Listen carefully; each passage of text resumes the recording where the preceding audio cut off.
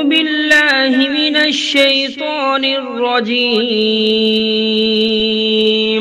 بسم الله الرحمن الرحيم. الرحمن علم القرآن خلق الإنسان علمه البيان الشمس والقمر بحسبان والنجم والشجر يسجدان والسماء رفعها ووضع الميزان ألا تطغوا في الميزان وأقيموا الوزن بالقسط ولا تخسروا الميزان والأرض وضعها للأنام فيها فاكهة والنخل ذات الأكمام والحب ذو العصف والريحان فبأي آلاء ربكما تكذبان خلق الإنسان من صلصال كالفخار وخلق الجان من مارج من نار فبأي آلاء ربكما تكذبان رب المشرقين ورب المغربين فبأي آلاء ربكما تكذبان مرج البحرين يلتقيان بينهما برزخ لا يبغيان فبأي آلاء ربكما تكذبان يخرج منهما اللؤلؤ والمرجان فبأي آلاء ربكما تكذبان وله الجوار المنشآت في البحر كالأعلام فبأي آلاء ربكما تكذبان كل من عليها فان ويبقى وجه ربك ذو الجلال والإكرام فبأي آلاء ربكما تكذبان يسأله من في السماوات والأرض كل يوم هو في شأن فبأي آلاء ربكما تكذبان سنفرغ لكم أيها الثقلان فبأي آلاء ربكما تكذبان يا معشر الجن والإنس إن استطعتم أن تنفذوا من أقطار السماوات والأرض فانفذوا لا تنفذون إلا بسلطان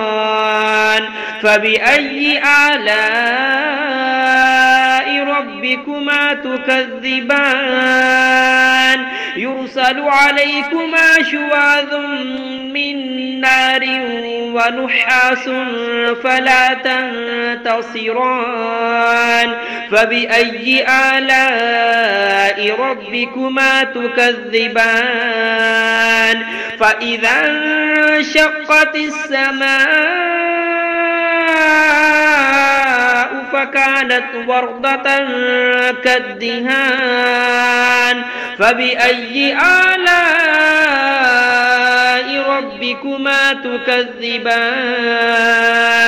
فيومئذ لا يسأل عن ذنبه إنس ولا جان فبأي آلاء ربكما تكذبان يعرف المجرمون بسيماهم فيؤخذ بالنواسي والأقدام فبأي آلاء ربكما تكذبان هذه جهنم التي يكذب بها المجرمون يطوفون بينها وبين حميم آن فبأي آلاء ربكما تكذبان ولمن خاف مقام ربه جنتان فبأي آلاء ربكما تكذبان ذواتا أفنان فبأي آلاء ربكما تكذبان فيهما عينان تجريان فبأي آلاء ربكما تكذبان فيهما من كل فاكهة زوجان فبأي آلاء ربكما تكذبان متكئين على فرش بطائنها من استبرق وجنى الجنتين دان فبأي آلاء ربكما تكذبان فيهن قاصرات الطرف لم يطمثهن إنس قبلهم ولا جان فبأي آلاء ربكما تكذبان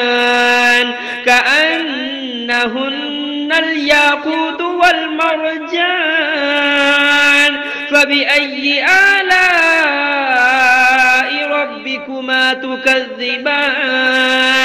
هل جزاء الإحسان إلا الإحسان فبأي آلاء ربكما تكذبان ومن دونهما جنتان فبأي آلاء ربكما تكذبان مدهامتان فبأي آلاء ربكما تكذبان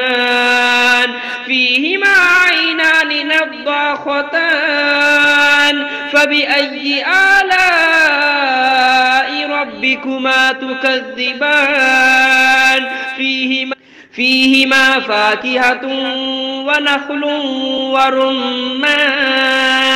فبأي آلاء ربكما تكذبان فيهن خيرات حسان